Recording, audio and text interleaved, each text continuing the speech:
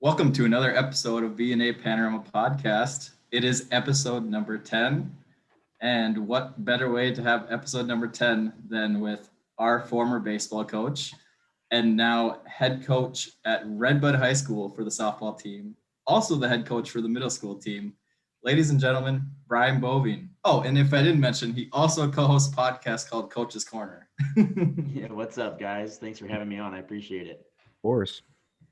Yes, so obviously as a high school coach right now with COVID, it's kind of wild. How are things going on there down in Illinois over there?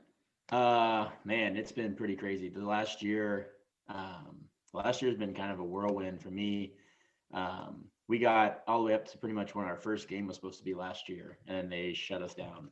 So we had done all of our practices inside. We'd done all of our tryouts and everything, and then they basically just pulled the plug on us and said, see you sometime soon.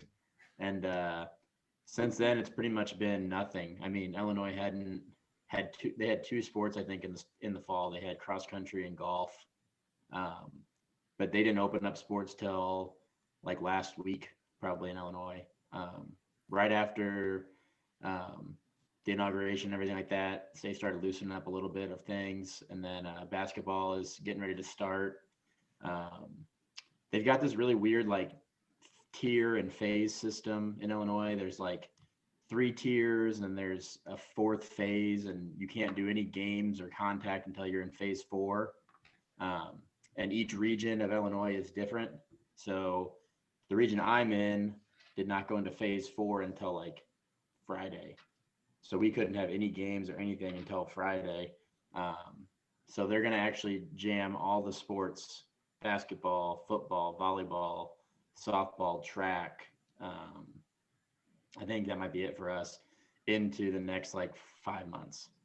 So it's going to be interesting. It can be a lot of kids doing a lot of different sports at the same time. It actually puts a lot of work on the coaches trying to like work together.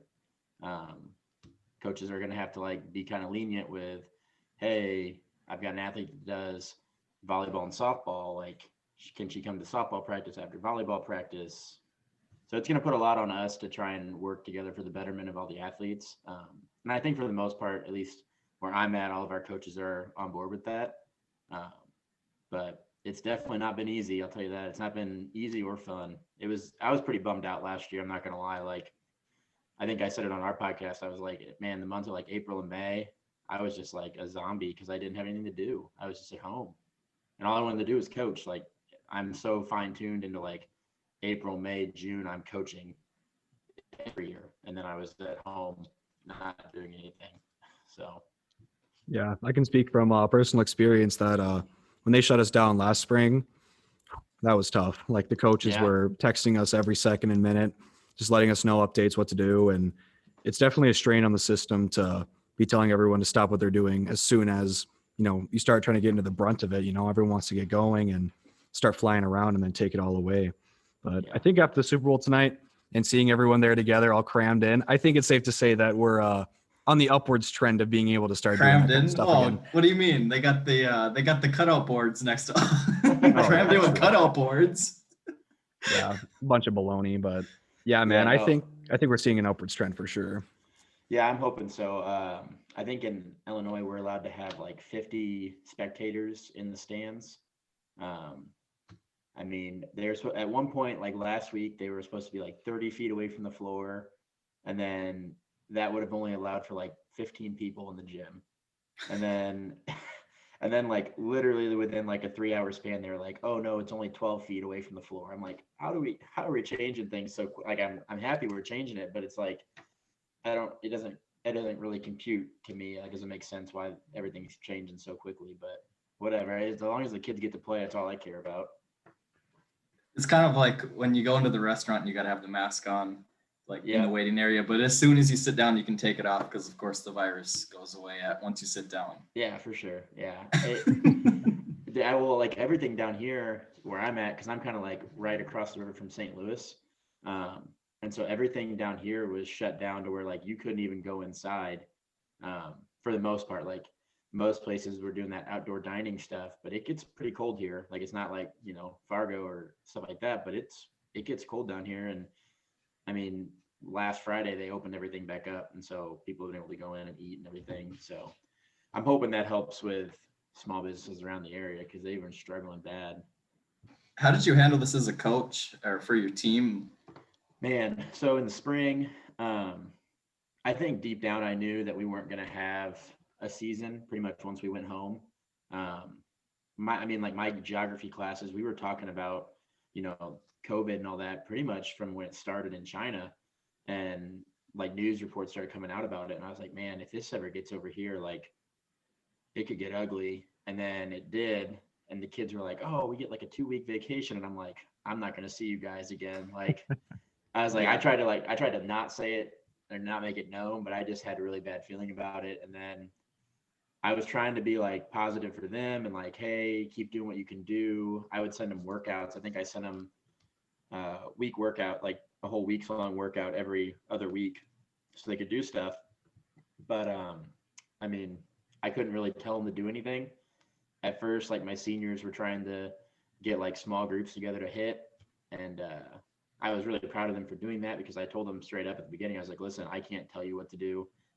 I can't tell you, you have to do this. I was like, but if I were in your position, this is what I would be doing. And so, a handful of them did.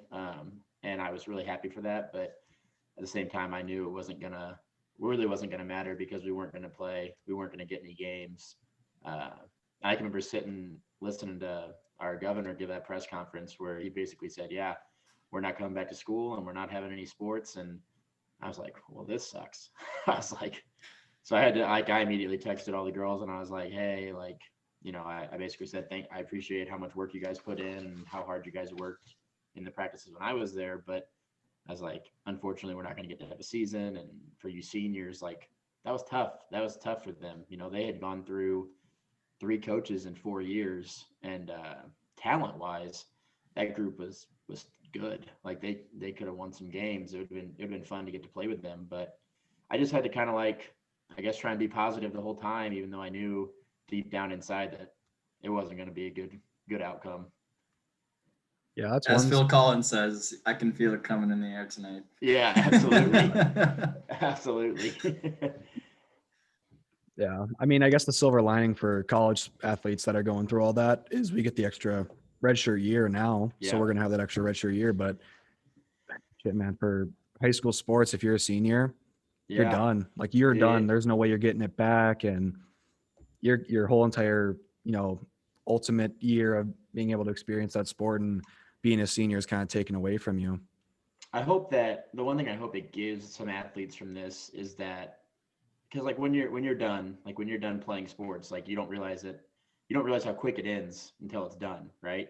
So I'm hoping that it kind of gives those sophomores and juniors from last year that kind of sense of like, wow, it does catch up on you quick, and anything can end your career. Like at any given point, you're done playing, competitive high school basketball or college, whatever it may be.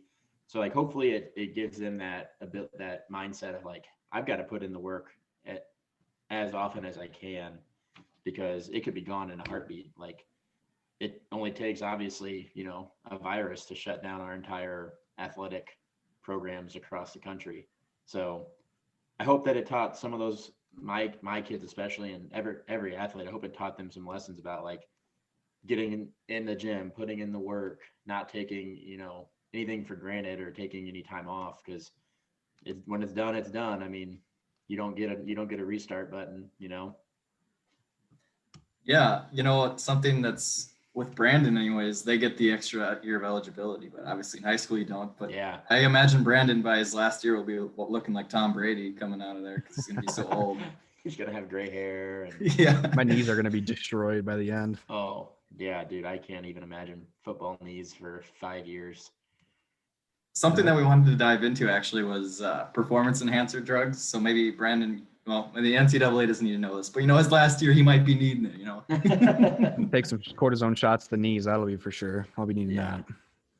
But anyways, back to performance enhancing drugs. What do you think should they allow? Like, let's say baseball. Let's take baseball because that's the biggest one. Should they allow performance enhancing drugs for baseball? What level? Like pro level? Yeah. That's tough. I mean, if you're gonna allow it at all, you got to allow it for everybody in every like facet. Which honestly probably wouldn't be a bad idea because then it could be regulated, it could be monitored.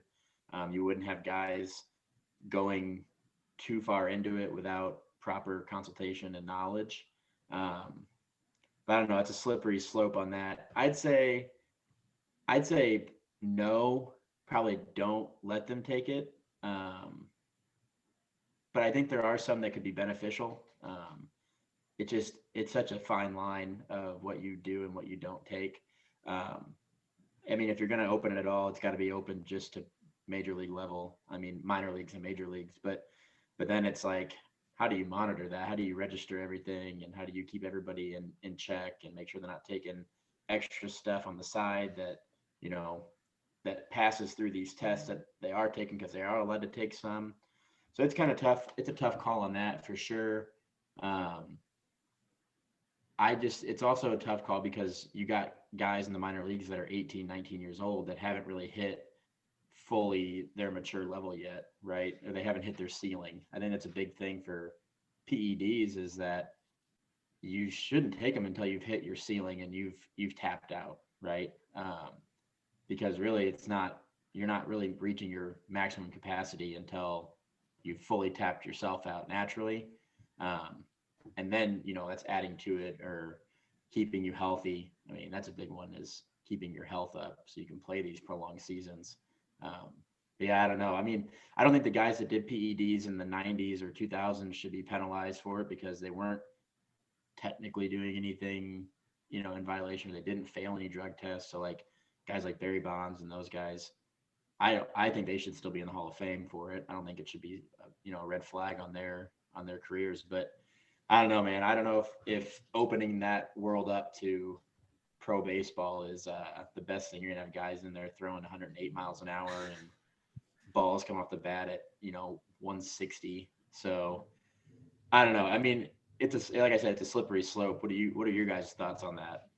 Well, you know what? I did kind of throw you a loaded question a little bit. Do you think like they should be like yes or no? Should they be legal? Yeah. But well, personally, what I think is there's some things that are banned that shouldn't be banned. Yeah, so I would agree with that 100. I would agree with that 100%. There's a lot of things that don't need to be banned that are just on that banned list for some unknown reason. Personally. Yeah, I think sports like weightlifting, especially, you see the ceiling being hit, and a lot of guys end up taking PEDs after they, kind of have tapped out and are seeing their limits like already being pushed.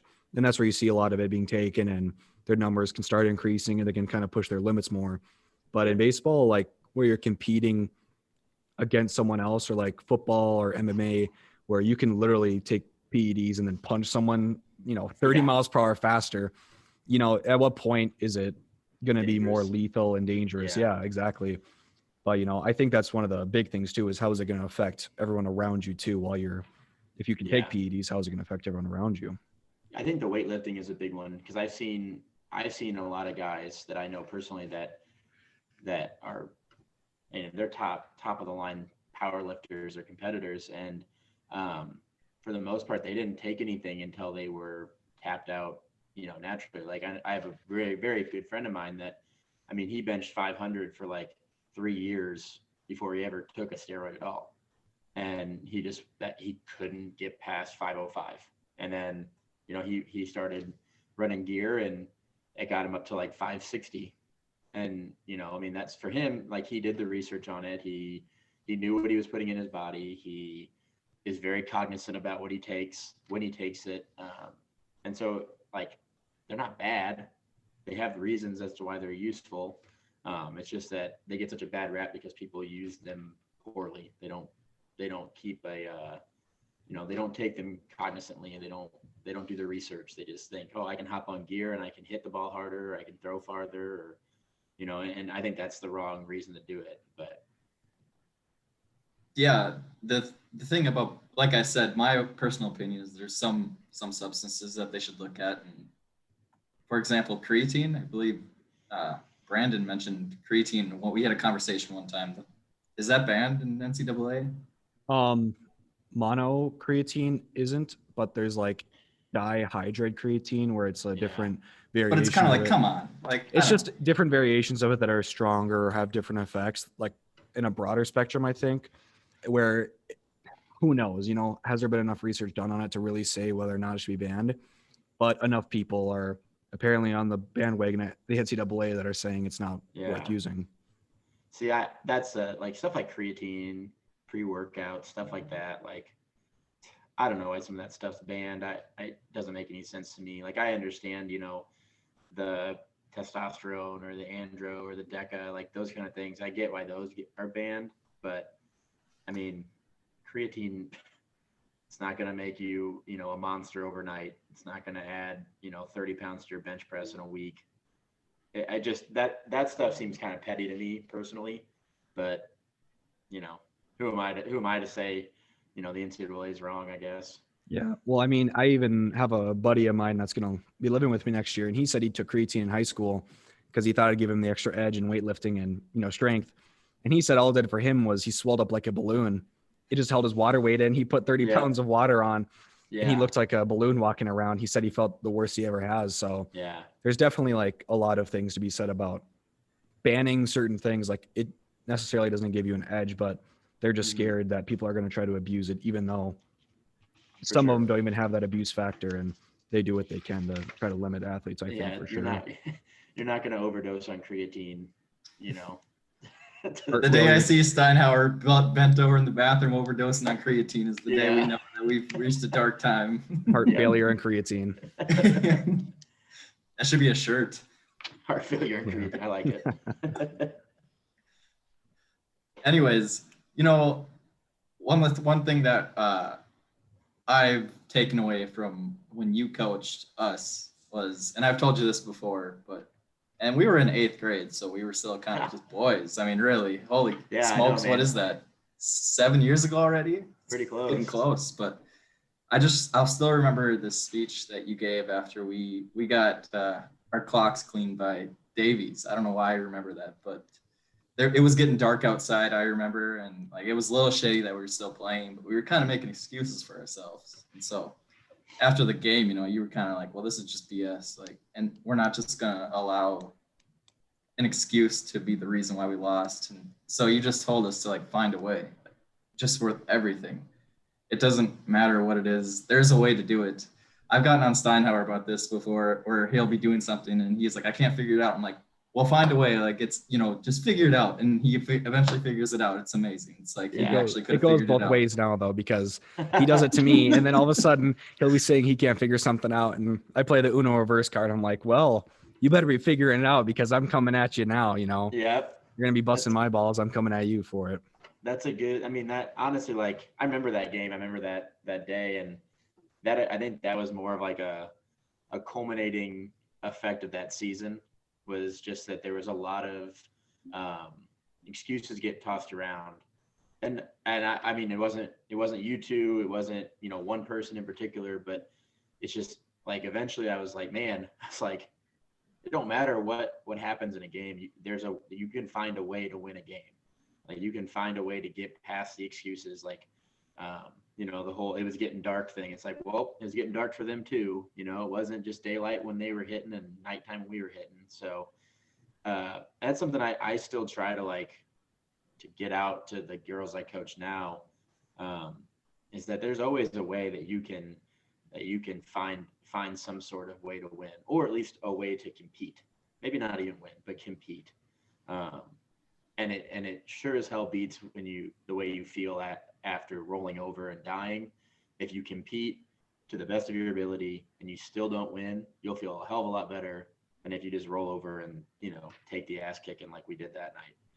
But, and I'm glad I'm glad it stuck with you guys. I'm glad that it's resonated and you've used it, because as a coach, that's really all you ever hope for. I know I'm not going to coach tons of people that go to professional sports or, maybe even Division I in baseball or softball or whatever it may be. But if I can resonate something with you guys that you carry on, then I've done my job.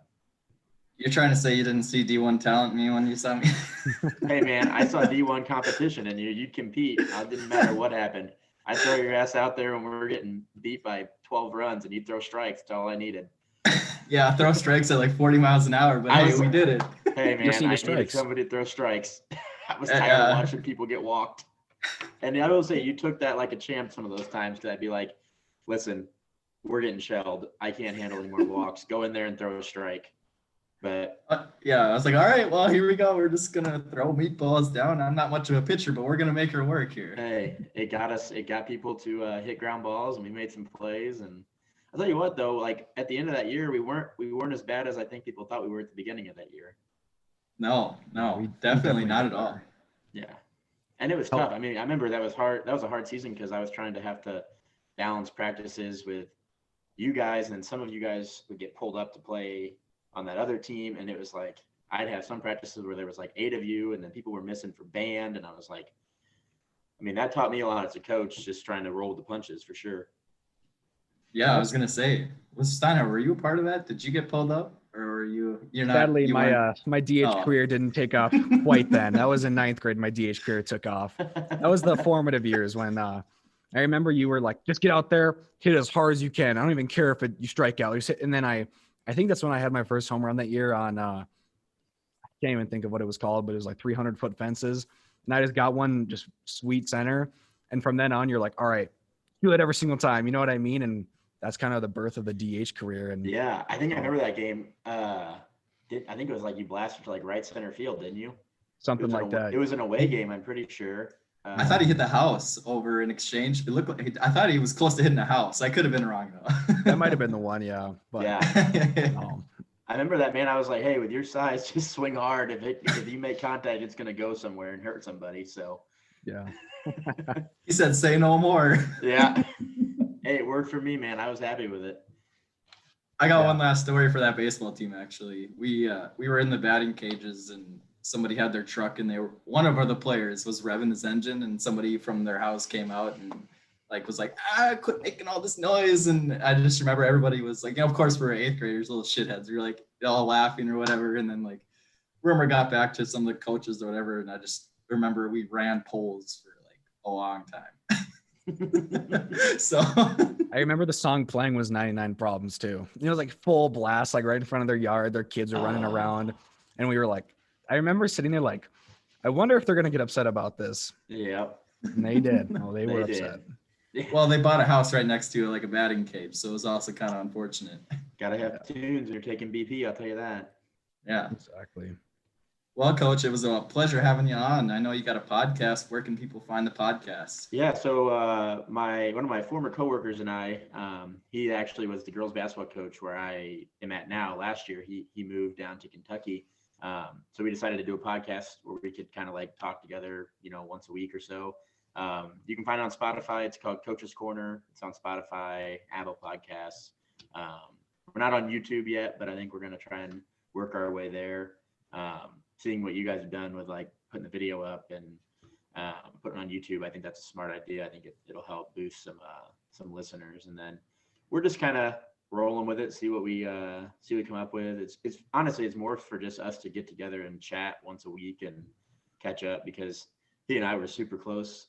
Last year, we talked pretty much every day about these same kind of things. So now being able to do it on like a podcast and then throw it out there and let other people listen.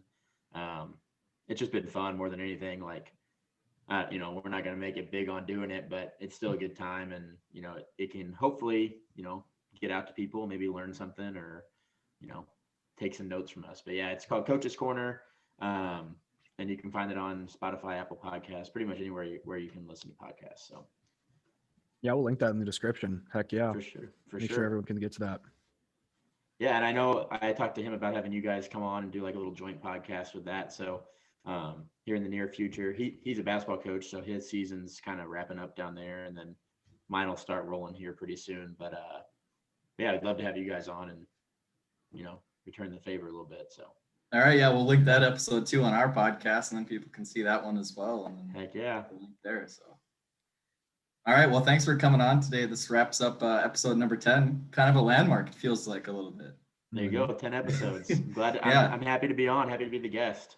I was gonna say, yeah, you feel a little special. I do. It's fun. I enjoy doing this kind of stuff. So it's always fun to get and see you guys again and catch up and hear how you guys are doing. So I was more than happy to be the guest. All right. Well, appreciate it. Thank you. And we will catch you guys on the next episode, episode number 11. Be great and be built different. Thank you for tuning in.